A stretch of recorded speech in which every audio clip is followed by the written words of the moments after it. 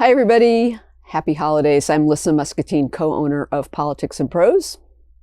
And I'm Anton Bogomazov. I am the adult buyer at Politics and Prose.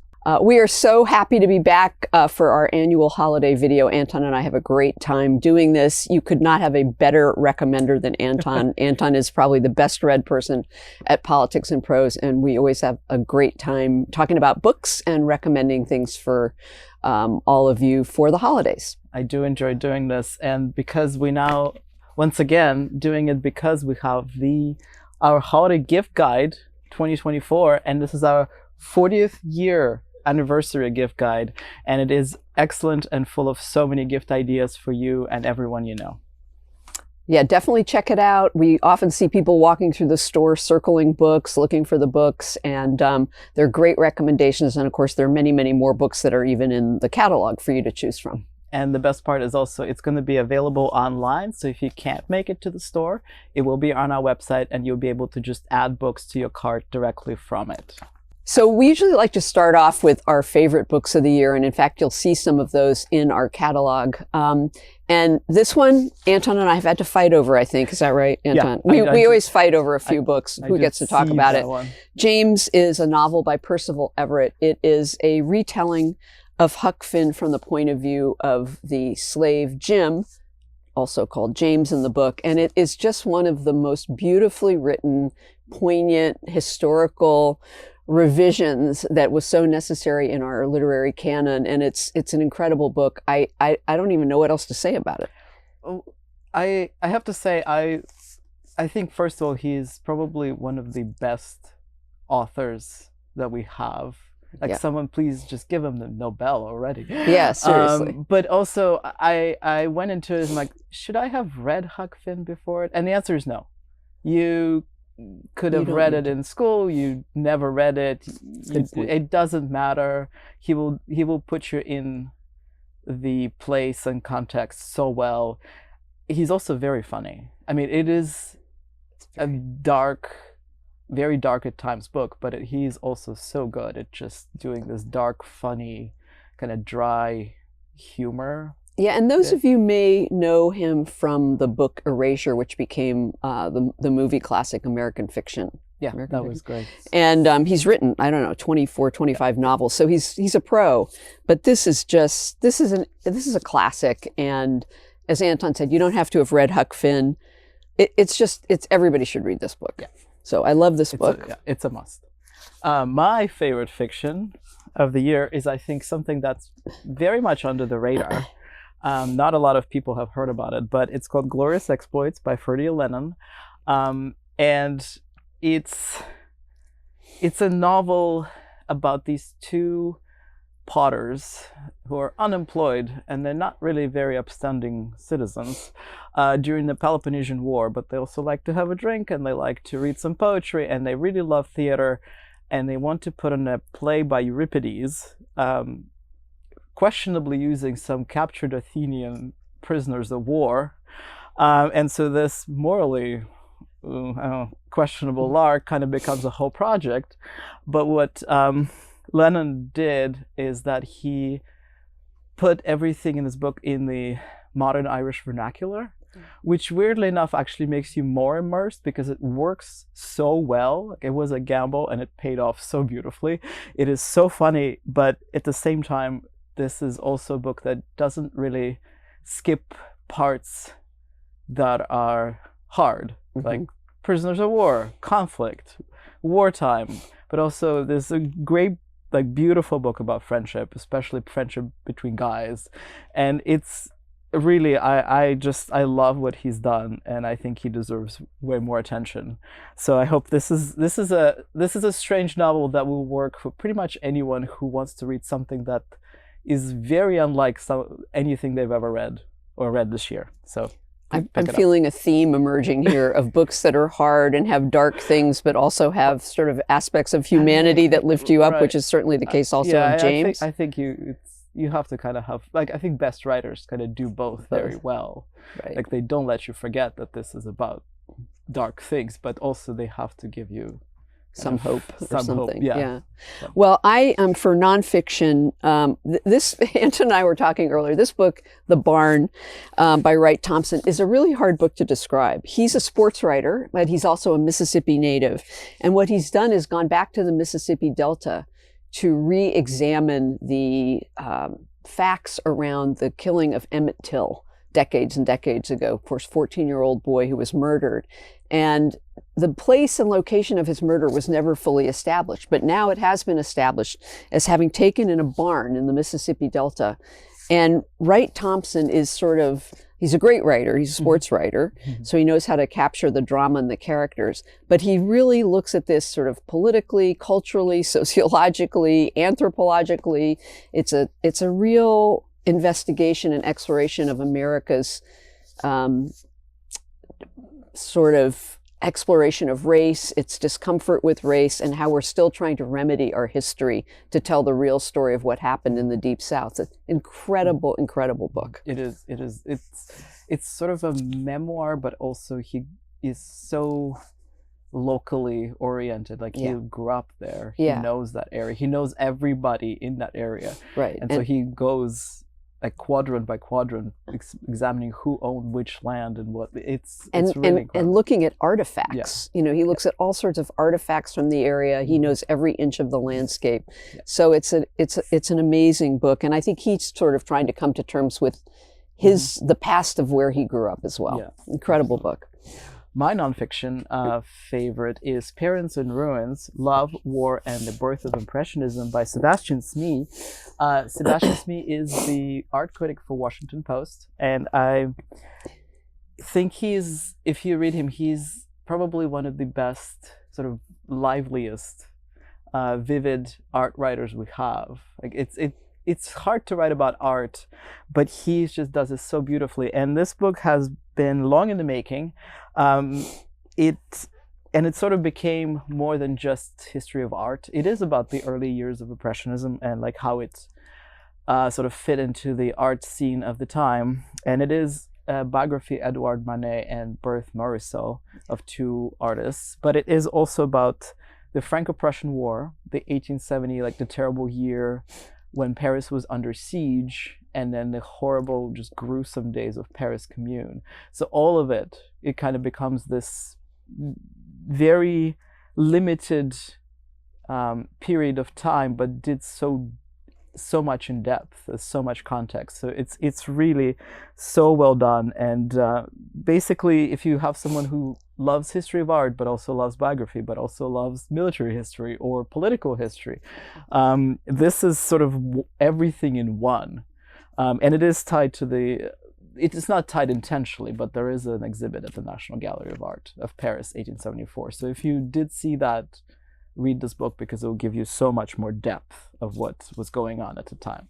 Yeah, I am dying to read it on Anton's recommendation. So apart from favorites, these are other favorites. They're not our favorites as listed in the catalog, but they probably are our heartfelt favorites. And that is because we are so proud that two current employees and one former employee of Politics and Prose have published books this year. And the former employee is Patricia Corral. She was our events director, and she has written a memoir about growing up in Puerto Rico and a lot of the evolution of her feelings and sentiments as a woman growing up in that culture. It's called Women Surrounded by Water. It's a very original, inventive book. It has photos, it has poems, it has little essays. It's incredible. She did an amazing job. So we're really happy for Patricia, and we highly recommend her book. And then two current employees have written fabulous books, so it makes it really easy to recommend them. Susan Call, many of you probably know as a novelist who's on our staff. Her latest book, this is her 7th, is called Real Life and Other Fictions. It is funny, it is provocative, it's hilarious. She is one of the great masters of talking about contemporary life in a kind of satirical but deep way.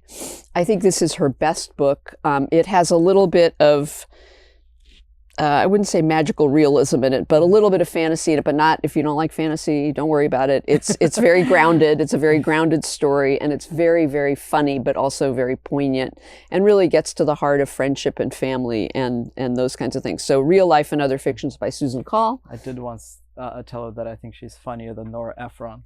She is really funny. She really is funny. She's already working on, she's already got another book coming out and working on a ninth. It's a great novel for pretty much anyone. And then we're so proud of our marketing director, Gloria Edom, who's written, this is her second book. It's called Gather Me, a memoir in praise of the books that saved me. This, I keep saying, reading this book is like a spiritual experience. Mm-hmm. It's really the story of her life, growing up as an immigrant with parents from Nigeria, or immigrant's child, growing up Black in America as an immigrant daughter, and how she turned to books at all the tough passages of her life, specifically books by Black authors.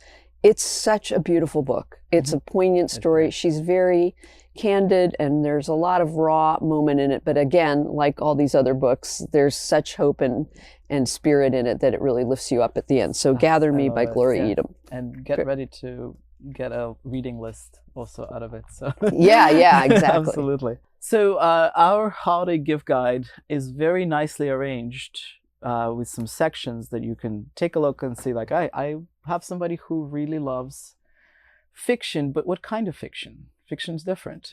So some of the books we picked, if you love sort of fiction that has to do with family stories, kind of generational, maybe some family secrets, some family drama. Mm-hmm. So my pick is Fire Exit by Morgan Talty.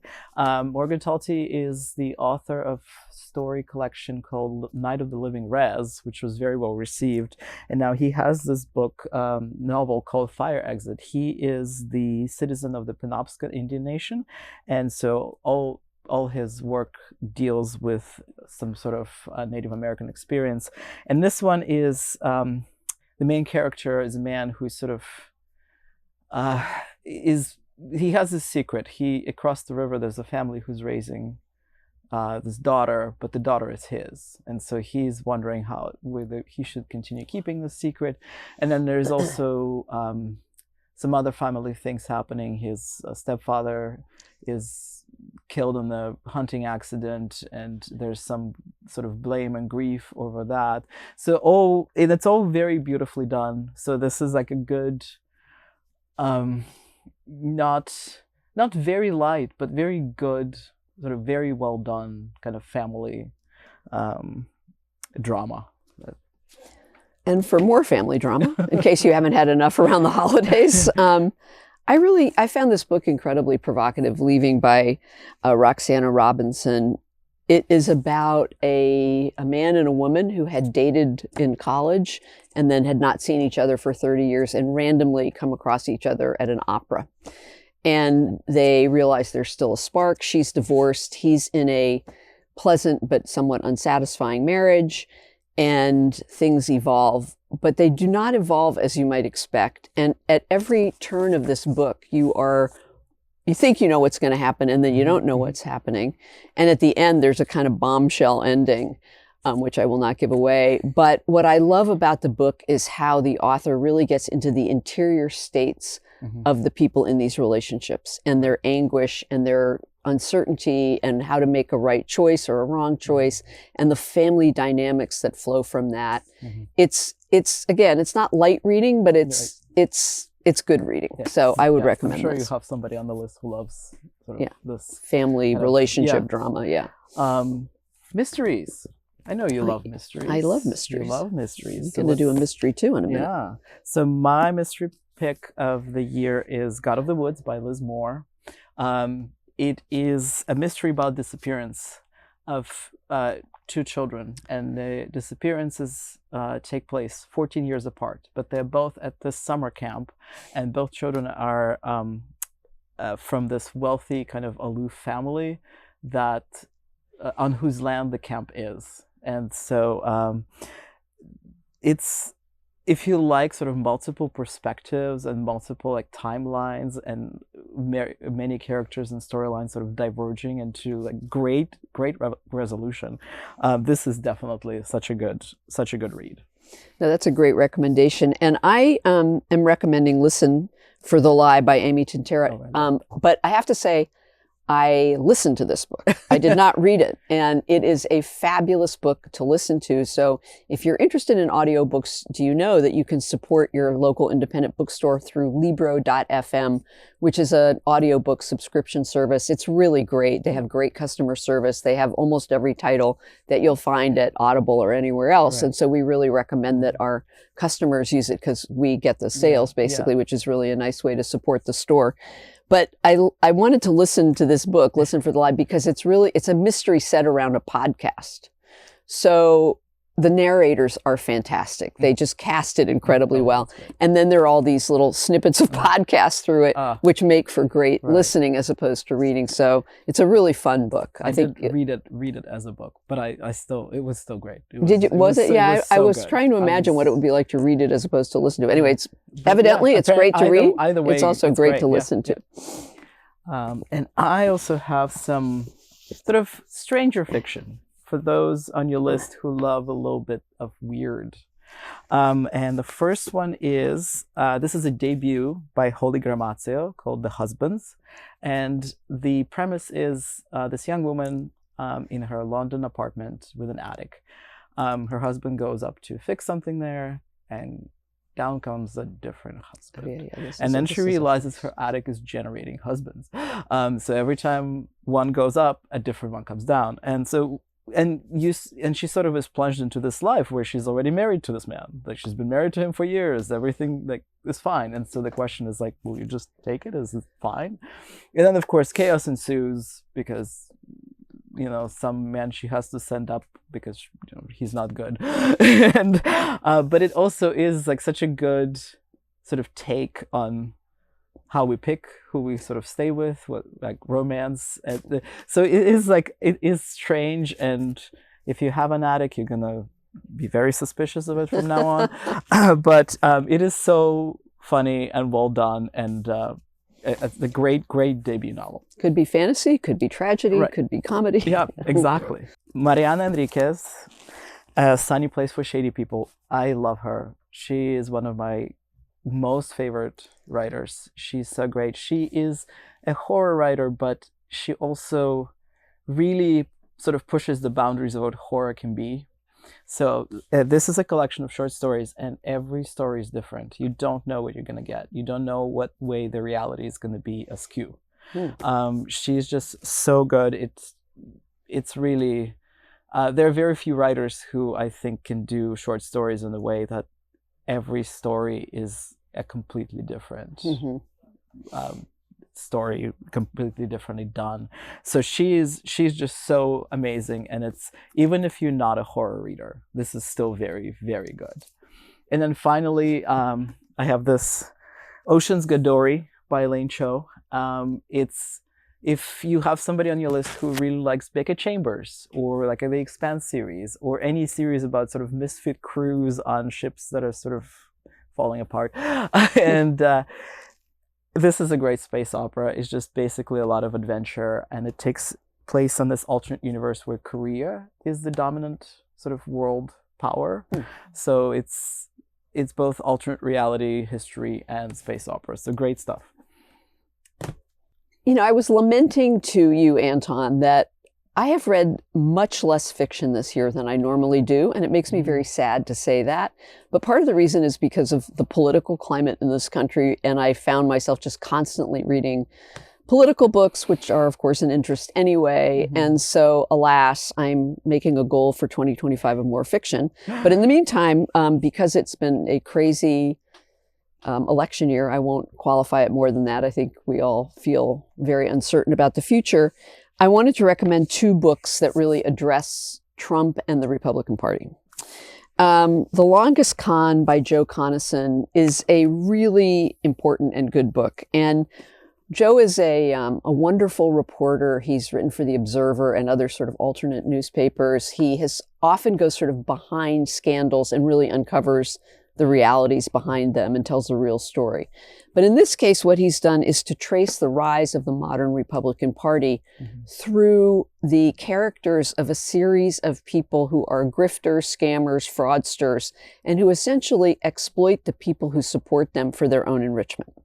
And he starts with who else but Roy Cohn, Trump's longtime consigliere and lawyer. And he moves through evangelical pastors who kind of rip off their congregations and are flying around in private jets and driving Cadillacs, and all the way to Trump and his, university that wasn't a university, and his stakes and his, as we saw in this campaign, his gold sneakers and his watches and his gold Bibles, and all the ways in which this whole party has now been taken over by people who essentially are out to grift and scam and enrich themselves.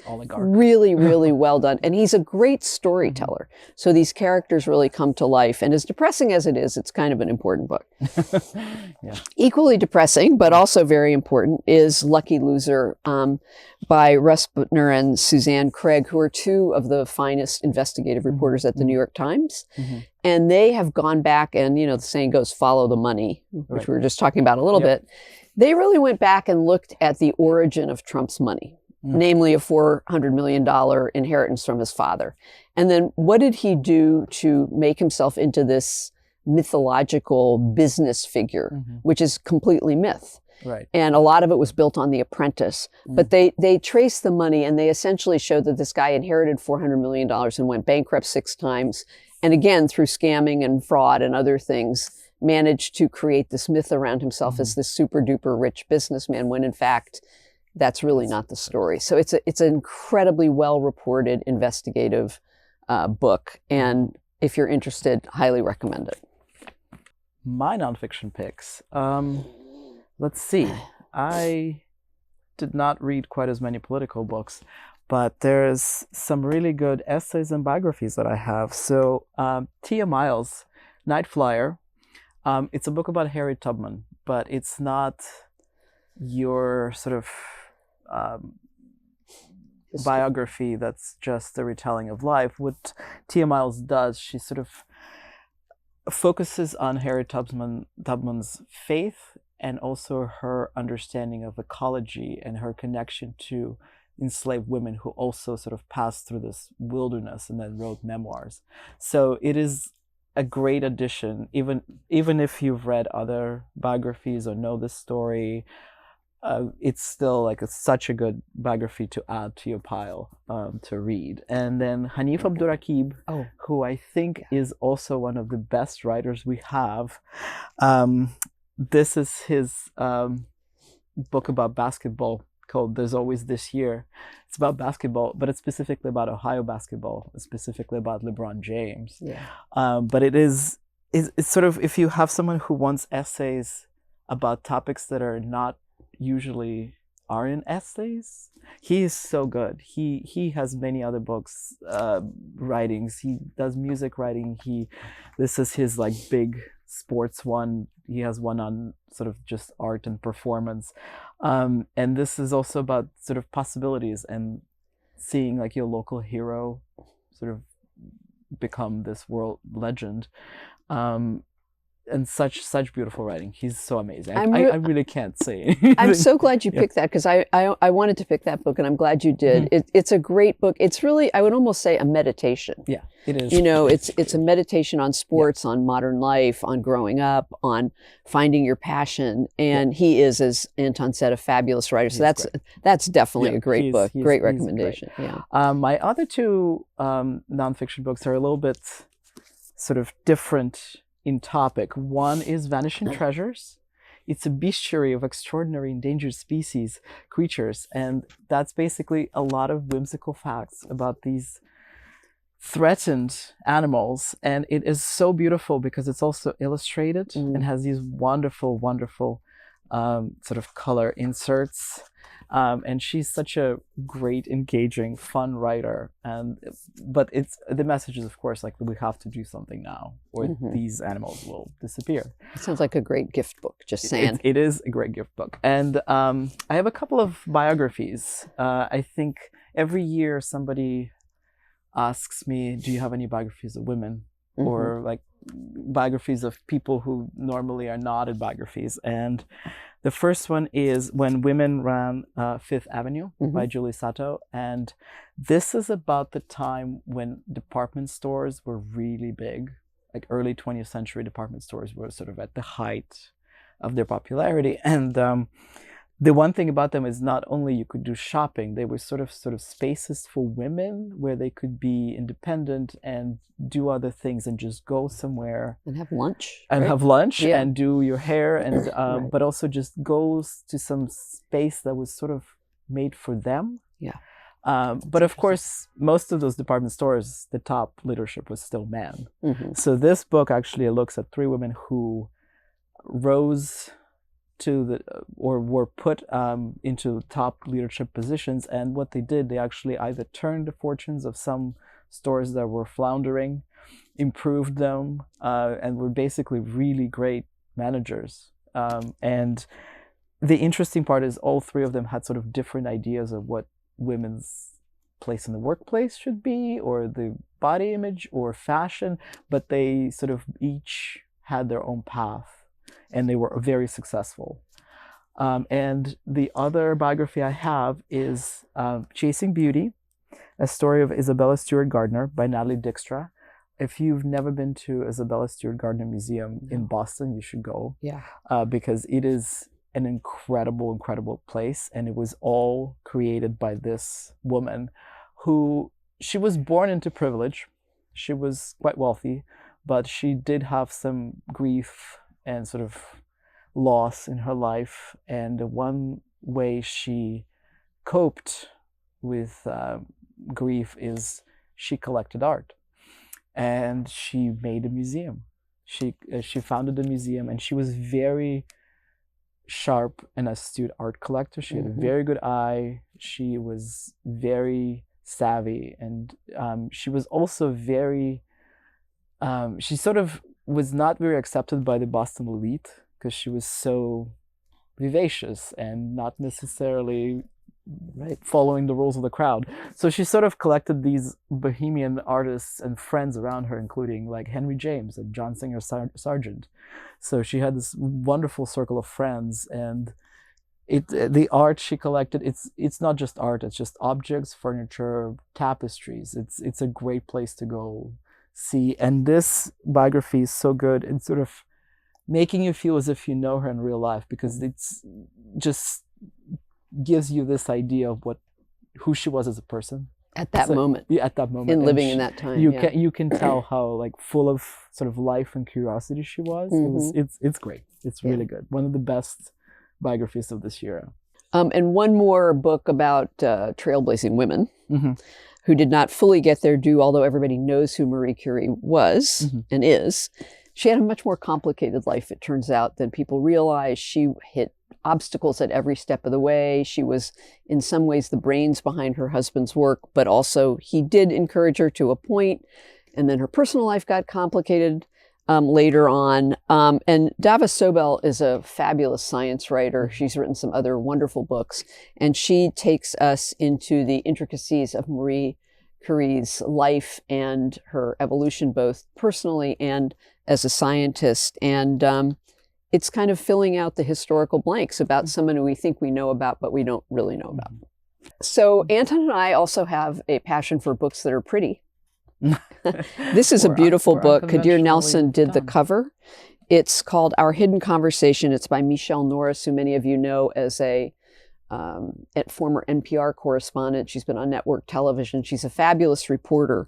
And she set about trying to write about race in America and ended up starting something called the Race Card Project, where she left little postcards with all around in, restaurants, bathrooms, train stations, airports, asking people to write in 6 words whatever they were thinking about race. And she expected to maybe get a few of these back, and people filled them out and put postage stamps on them and sent them back to her. And before she knew it, she was inundated with these cards, and they were raw and they were personal and they were poignant. And she turned that into a project. She's now received, I believe, 500,000 of these 6-word explanations of race or feelings about race. and they're all over the map. And she turned that into a book called Our Hidden Conversations. As you can see, it's a beautiful book. It's a very weighty book in all ways, but it's also very, very readable. And it's just a kind of wonderful tapestry of America and people's feelings about race in a very sort of revealing, almost cathartic way. Mm-hmm. I think it's an incredible gift book also, because you can dip into it, Mm-hmm. you can have it, people will want to gravitate to it, they'll see it, they'll open it. You don't have to read it from cover to cover, and yet it's profound and very meaningful and very important. And she's a fabulous, fabulous writer and reporter. My heavy, pretty book is Atlas Obscura Wildlife. And if you know Atlas Obscura, this is the sort of nature animals version. Yeah. It is great. It is just so beautifully done. So in your usual Atlas Obscura format. But it is also one of those books where you don't have to read it, but you can just sort of dip into it. You can have it out. It's really a great one sort of for any age. I could sit and read it, but I could totally see like some child who loves facts about nature. There's a certain age where like, oh, facts. So this is really a great gift for anyone. Beautiful book. And you have a nature related. Yeah, something. I have. I mean, this is a beautiful gift book, and it probably doesn't need any more attention. It's gotten a lot of attention. It's called The Backyard Bird Chronicles. It's by the novelist Amy Tan. It is not a novel. But during the pandemic, Amy Tan, and due to the toxicity of American politics, she decided to try to get closer to nature. Mm-hmm. And so she decided to start watching birds and learning about the birds in her backyard. Mm-hmm. And she lives in the San Francisco Bay Area, so she had a kind of expansive view. And she became obsessed with birds, their habits, their types, their patterns, their migrations. And then she ended up taking an online sketching class to start sketching birds. And she claims she's not artistic. This is evidence to the contrary. I mean, she has beautiful, these incredible, beautiful sketches that go along with this.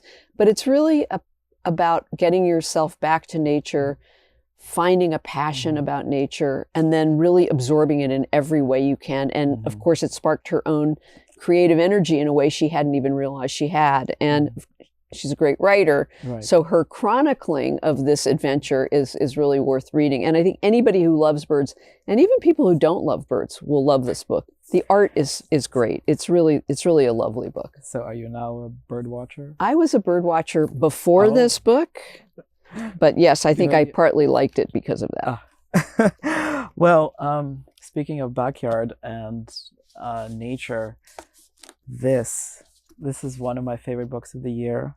This is called Garden Against Time by Olivia Lang. And she, also during the pandemic, she acquired a house in Suffolk. And it used to belong to one of sort of UK's most distinguished gardeners, but the backyard, it came with a garden, walled garden, and it was very overgrown. And so she said, like, well, I'm gonna restore it. And not only did she restore it, but she also dove into this whole history of what garden means, not so much why or how, but like what it means from paradise, the original garden, to like utopia gardens, or gardens where people would gather, or people who were obsessed with gardens, like artists specifically. Like Derek Jarman is her favorite one with his cottage. So it is, but she's so good at writing. She has written a lot of art writing, like essays before, but she's just so curious, and she loves all the things that she's working on. So it really comes through. So if you have a gardener, and also this is beautifully illustrated again with some woodcuts, so it has that added kind of pretty element to it. Where's one? There's one. Yeah, it's beautiful. So really, really, really recommend. Peace Gardens. And I don't even garden. Oh, but I well, love there you this go. book. So, speaking of things I don't do, is baking. This is a confessional. I don't do baking. I know you do because yeah, you bake, but I don't bake. I don't like to measure.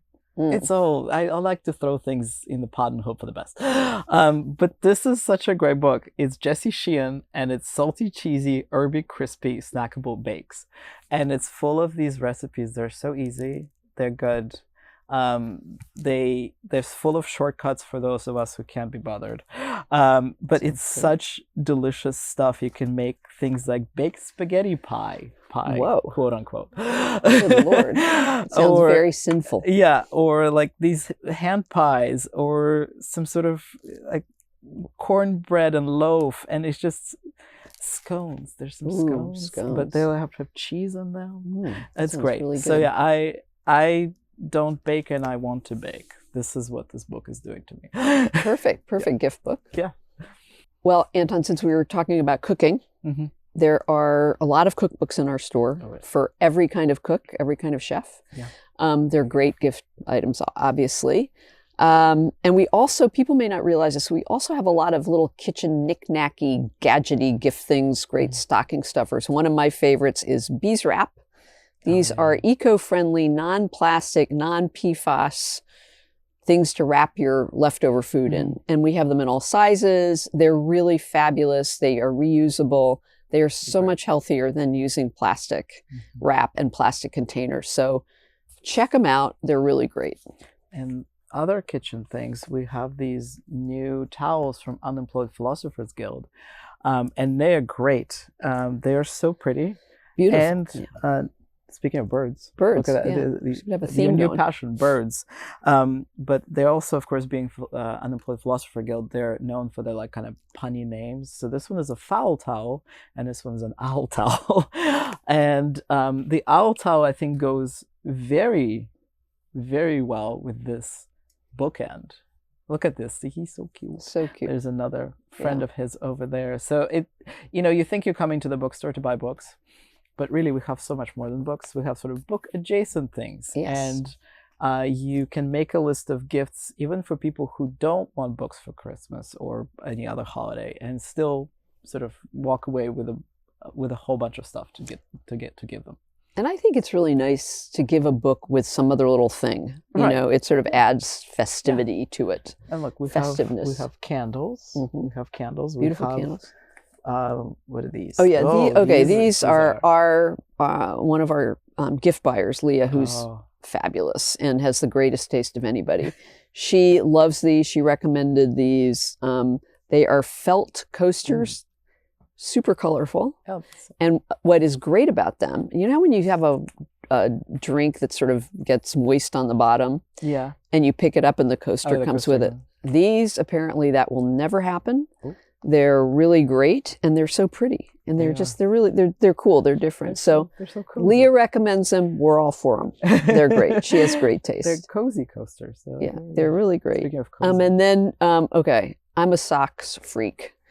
But these kind of take the cake. I do not ever remember us having socks like these. Oh my God. So these are, as you can see, quite thick and fluffy. Wow. But what's amazing about them is inside, look at this. Wow. These fleece.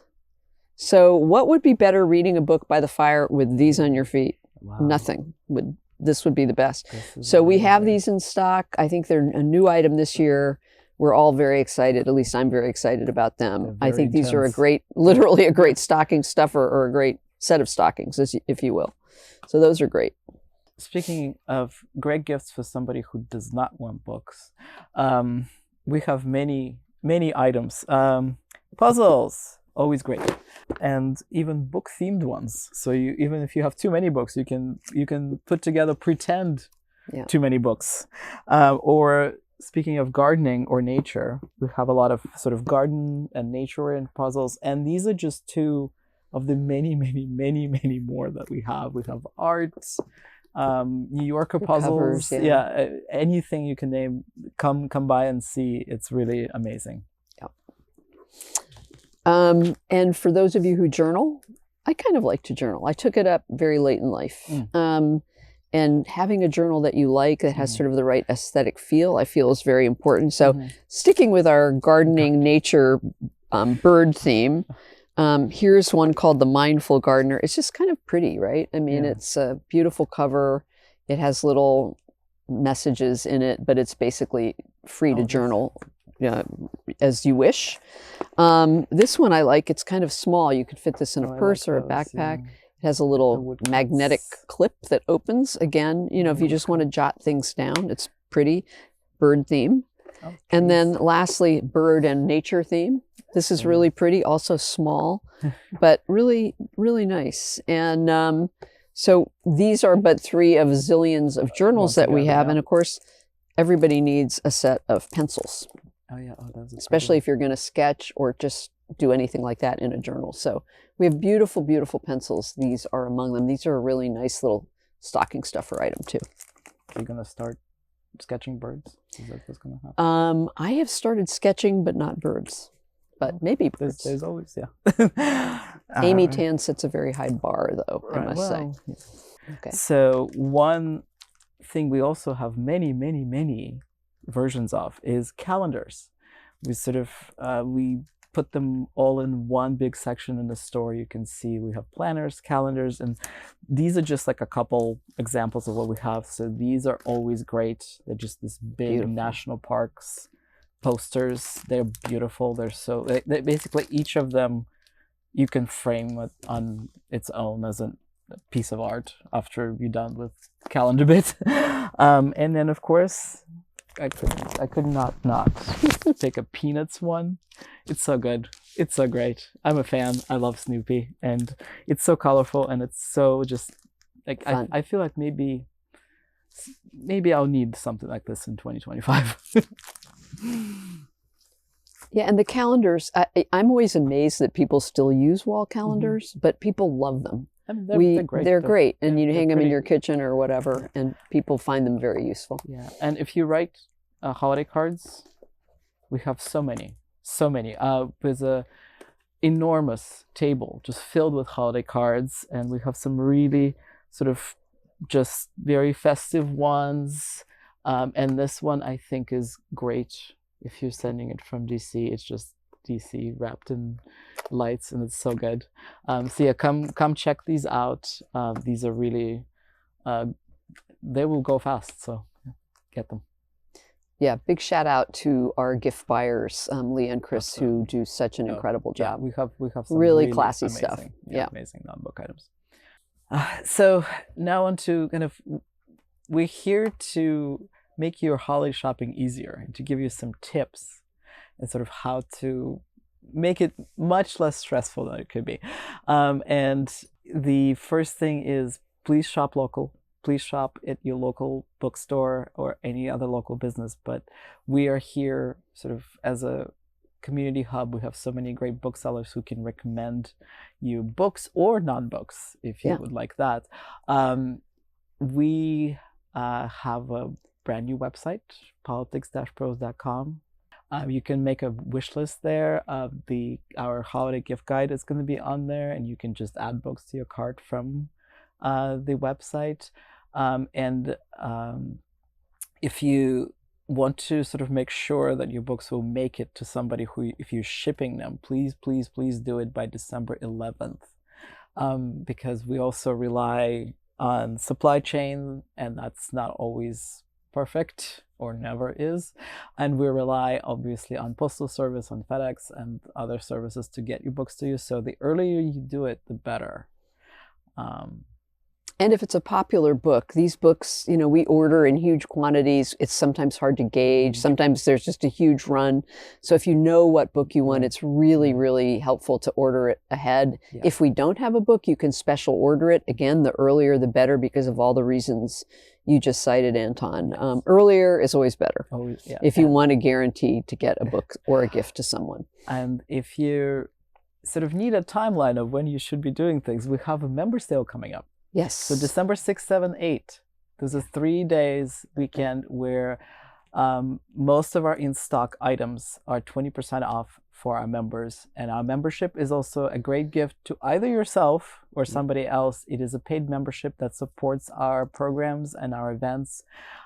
It starts at $35 a year, and you enjoy sort of a frequent buyer program after that. Right. But it was also 4 member sales, and our December one is absolutely huge. Everyone comes with a list, and that's a good time to come sign up and then basically get your membership fee back in the you do. I mean, that day. You can do a 1 year, 2 year, 5 year membership. And if you do a 1 or 2 year, if you buy any small quantity of books, you're going to make that back. You're not even going to end up paying the fee. You're going to cover your fee. It's a great thing, and it really does help the store. It also gives you first dibs on events. Oh, that's true. Ticketed events, and events. classes and things like that. We have a huge array of classes.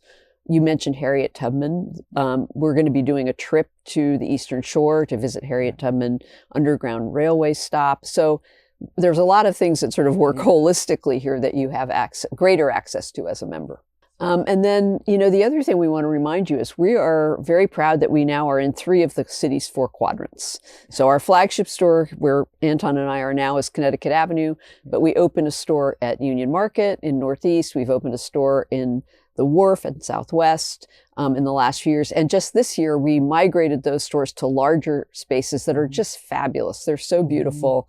People seem to love them and flock to them. So if you're other parts of the city, remember, you can go to our branch stores. They have expert booksellers. They have wonderful inventory, also gift items, and we also have events at those stores. Yeah. So be sure to check those out, and remember that, we're in a lot of parts of the city now. So what about some gifts for people that are not sort of books, not objects, not towels, bookends?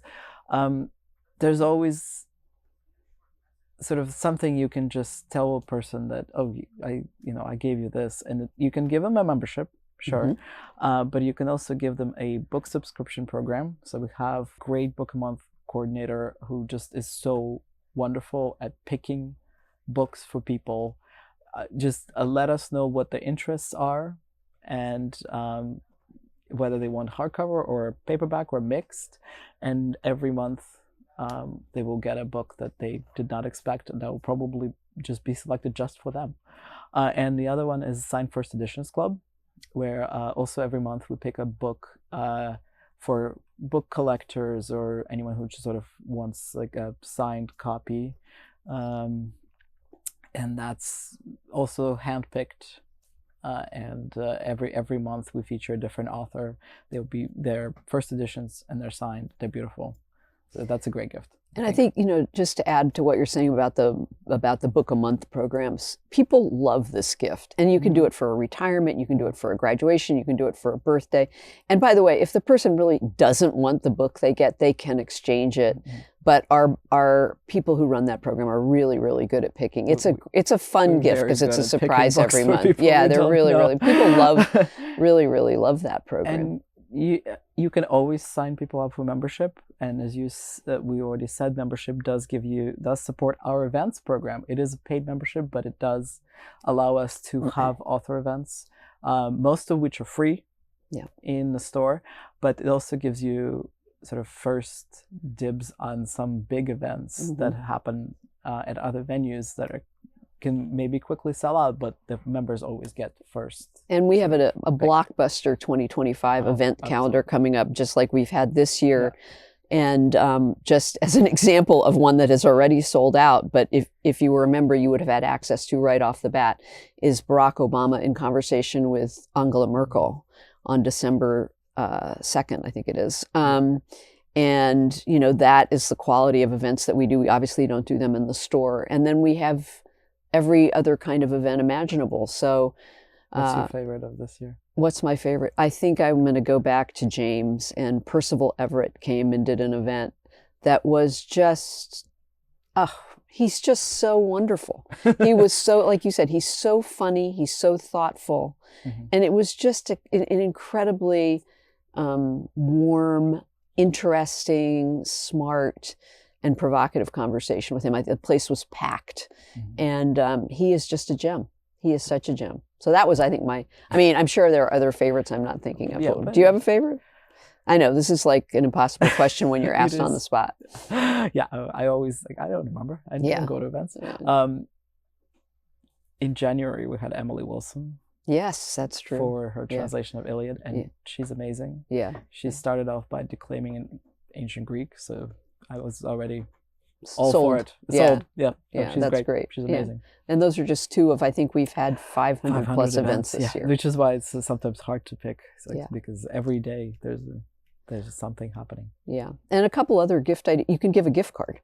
That's true. You can give a It's gift very card easy. for the store. You can give a gift card for our wonderful coffee house downstairs, the Den, which is been under the leadership of some really terrific folks who have really brought a lot of energy and creativity to it. We're having salons there, Mhm. which you can also sign up for. People are using the Den now in the evenings for private parties. That's also a possibility. Keep that in mind for 2025. So we have a lot going on here. A lot going on. And classes and programs. Check out our classes and programs. All right, I think that's it. Thank you all so much for watching. Happy holidays. I hope you visit all 3 of our stores or online at politics-prose.com. And thank you, Anton. I Thank you, love Lissa. doing this with you Yeah, every year. this is It's so great. much fun. You always remind me how much more I need to be reading. But I always love your recommendations. I now have a longer list than I had before, and I can't wait to do it again next year. Yay. Thanks, everybody. Thank you. Happy holidays.